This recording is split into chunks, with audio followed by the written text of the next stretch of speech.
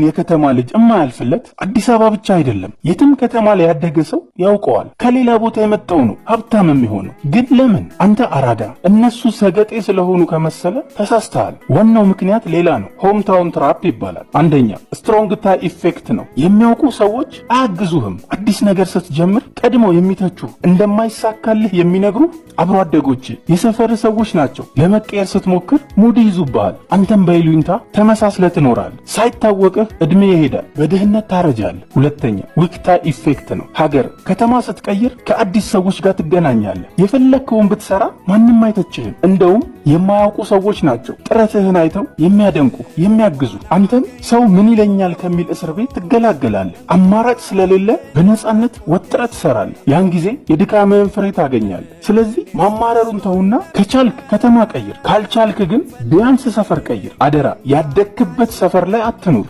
ለምንድን ነው ግን